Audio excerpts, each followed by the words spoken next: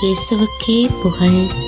இயேசுவில் பிரியமானவர்களே, இன்று நம் ஆண்டவர் ரோமையர் 12ஆம் அதிகாரம் 14ஆம் வசனத்தினூடாக இவ்வாறு நம்மோடு பேசுகின்றார்.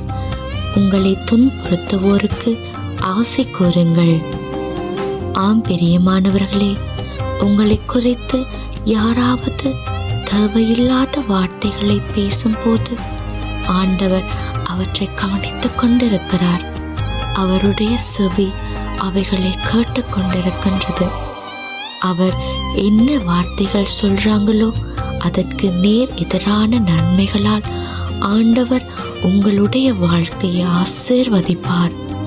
உங்களை புறக்கணிக்கிறவங்க, உங்களை இழிவாக பேசுறவங்க, நீங்க தொழில் புரிகிற இடத்துல அதிகார பலம், பண பழத்தால் உங்களை மட்டப்படுத்துறவங்க, இப்படியாக உங்களை கஷ்டப்படுத்துறவங்க இருக்கிறாங்களா?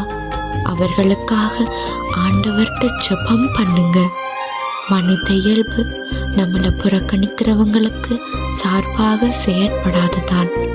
ஆனால் ஆண்டவர் நம்மை பார்த்து கூறுகிறார், உங்களை துன்புறுத்துவோருக்கு ஆசி கூறுங்கள் என்று.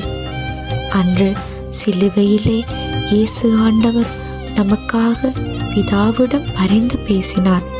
தந்தையே, இவர்கள் அறியாமல் செய்கிறார்கள், இவர்களை மன்னியும் என்று நமக்காக பேசினார். அவர் துன்பப்பட்டதற்கு காரணமாக இருந்தவர்களுக்காக பிதாவிடம் வேண்டினார். நம்மிடமும் அவர் இதைத்தான் எதிர்பார்க்கிறார்.